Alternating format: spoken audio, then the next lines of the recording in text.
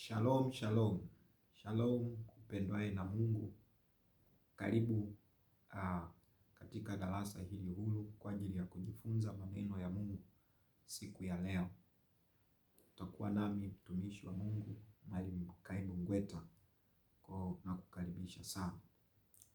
Kichwa cha somo kwa siku ya leo tutaenda kuangalia kinasema ya kwamba umekubaliwa na Mungu. Umekubaliwa na Mungu.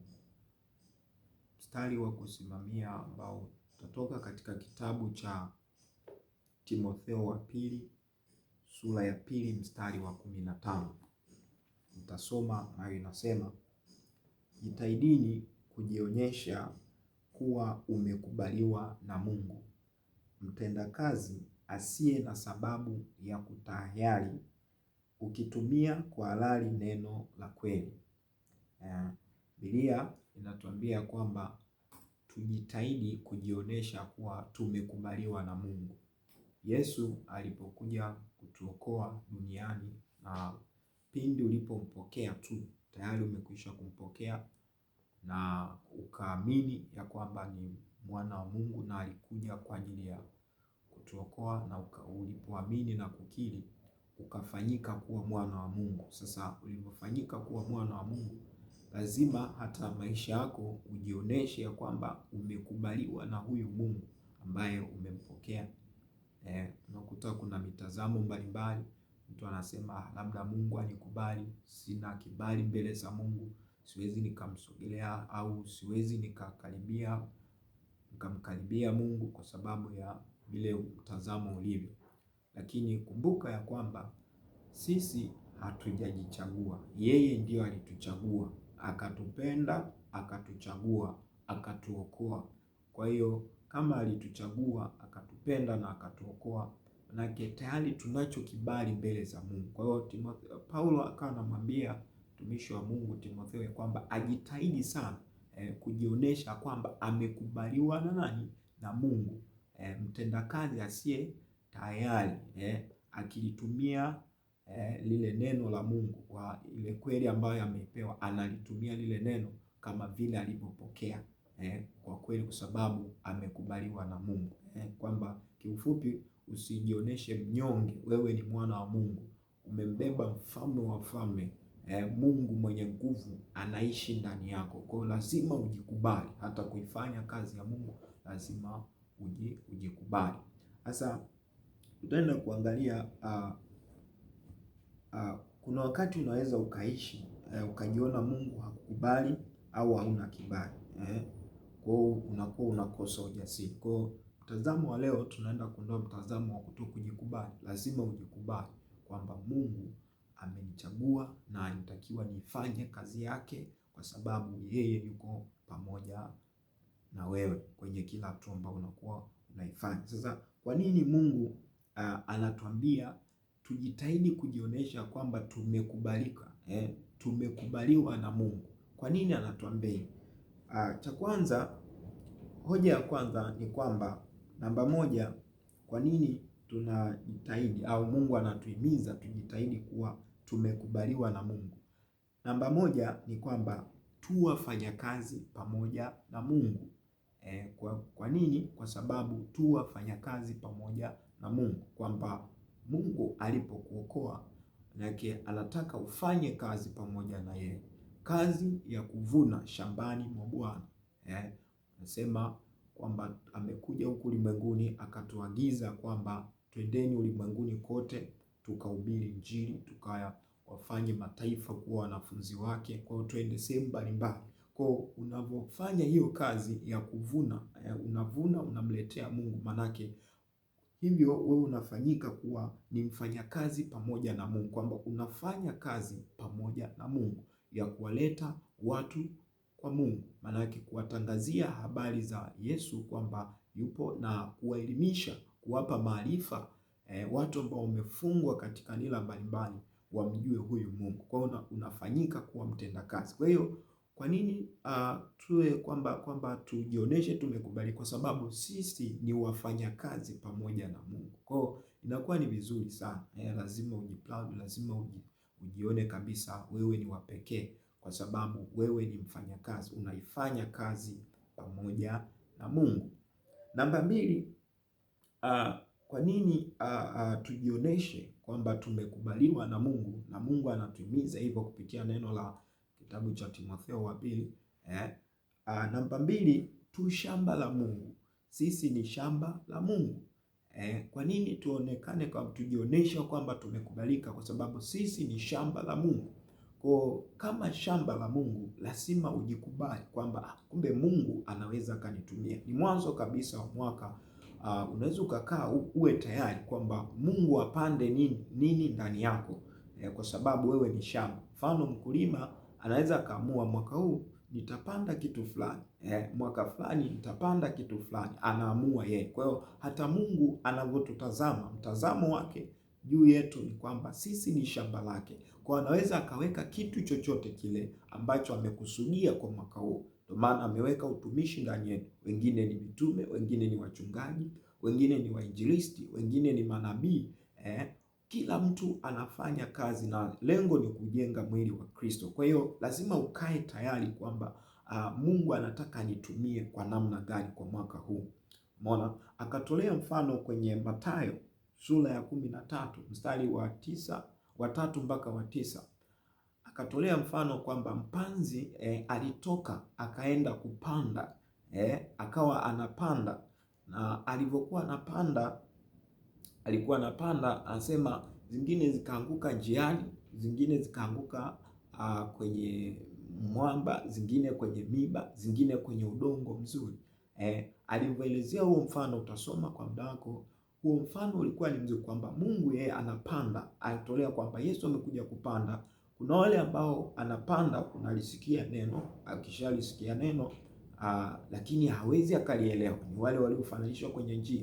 Lakini wengine walilisikia neno lakini likawa halina mizizi. Kweli ameelewa, lakini halina mizizi, kwamba imepandwa kwenye mwamba. Lakini ya mwisho akatolea ya tatu akatolea kwamba wengine wamepanda kwenye miba, kwamba misongamano ya maisha na hiki, na unapata neno unalifurahia, lakini mwisho wa siku kwa sababu ya msongamano wa maisha unakutana hiki na hiki, unasahau neno la Mungu mpaka unamsahau Mungu kabisa. Lakini akafurahia kwa yule wa 4 kwamba alipanda, alipolisikia kwa uelekevu wa moyo na akalitenda, akalitendea kazi. Hivyo yule mtu akaishi kulingana na neno la Mungu na Mungu akafurahia. Kwa hiyo Mungu anataka tuwe mfano wa yule wa 4 kwamba alipanda kwenye udongo wenye rutuba. Kwa mwaka huu Mungu anataka uwe ni mfano wa mtu wenye udongo wenye rutuba, apande neno lake, upate kulielewa, upate kulitenda, upate kulitimiliza. Kwa hiyo lazima ujivunie. Kwa Mungu anapokutazama anaona wewe ni shamba, anaweza akapanda chochote na kikamea na kikaleta matunda, kikazaa matunda kwa ajili ya kujenga mwili wa Kristo. Namba 3, kwa nini tujioneshe ya kuwa tumekubaliwa na Mungu? Kwa sababu sisi tu jengo la Mungu. Sisi tu jengo la Mungu, kwamba Mungu anakaa ndani yetu. Hii Wakorintho inaelezea vizuri kwamba sisi ni hekalu la Roho Mtakatifu. Kwa muda mwingine Mungu anakutazama kama mfanyakazi wake, lakini muda mwingine anakutazama wewe kama shamba lake, lakini muda mwingine anataka akae ndani yako, akae ndani yako. Yesu alipokuja anasema nitamwomba Baba, naye Baba atawaletea msaidizi. Huyo msaidizi atakuja kukaa ndani yenu. Akasema ninyi ni hekalu la Roho Mtakatifu. Hamjui kuwa miili yenu ni hekalu la Roho Mtakatifu, kwamba Mungu anakaa ndani yetu. Kwa hiyo tunafanyika jengo, tujikubali kwa sababu Mungu anakaa ndani yetu. Kwa hiyo zama tulizopo hizi ni kwamba Mungu anakaa ndani yetu na anasema ndani yetu, anatenda kazi ndani yetu. Kwa hiyo tunakuwa tunaona udhihirisho wa Mungu ndani yetu, akizungumza nasi na kuifanya kazi yake na kutupa maelekezo kwa ajili ya kuitenda na kuifanya kazi yake. Kwa hiyo lazima tujikubali. Hayo yote utayapata nimetoa katika kitabu cha Wakorintho sura ya 1 mstari wa 3 na wa 9. Wakorintho sura ya kwanza, sura ya 3. Wakorintho sura ya 3 mstari wa Wakorintho wa kwanza sura ya 3 mstari wa 9 anasema, maana sisi tu wafanya kazi pamoja na Mungu. Hiyo ilikuwa ni hoja namba 1. Ninyi ni shamba la Mungu, lakini ninyi ni jengo la Mungu. Kwa tunapata hizo hoja 3. Kwa nini tujikubali? Kwa nini tujionyesha kwamba tumekubaliwa na Mungu? Kwa mtazamo wa Mungu anavyotutazama, anatutazama kwa namna hiyo, kwamba sisi tuwafanya kazi, tunafanya kazi pamoja na Mungu. Mahali pengine akasema katika Wakorinto hii sura wa kwanza, Korinto wa kwanza sura ya 4 mstari wa kwanza anasema, mtu na atuhesabu hivi kuwa tu watumishi wa Kristo na mawakili wa siri za Mungu. Kwa hiyo mtu na atuhesabu hivi kwamba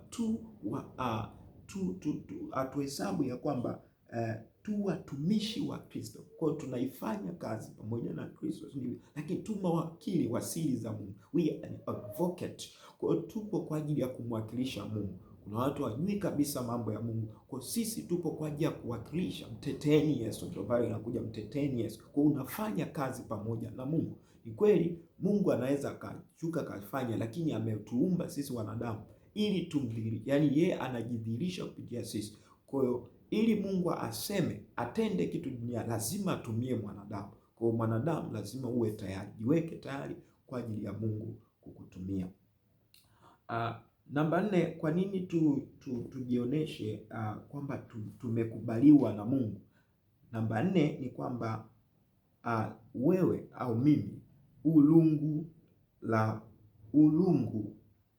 lungu langu na silaha zangu za vita. Anasema wewe ulungu langu na silaha zangu za vita. Tusome katika Yeremia 51 inaeleza vizuri.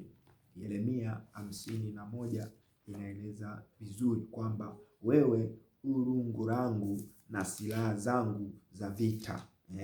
Yeremia 51 mstari wa 20 anasema 51:20, wewe ulungu langu na silaha zangu za vita, kwa wewe nitawavunja mataifa, na kwa wewe nitaharibu falme. Ukiendelea anasema, na kwa wewe nitavunja farasi na yeye apandaye, na kwa wewe nitalivunja gari la vita na yeye achukuliwaye ndani yake.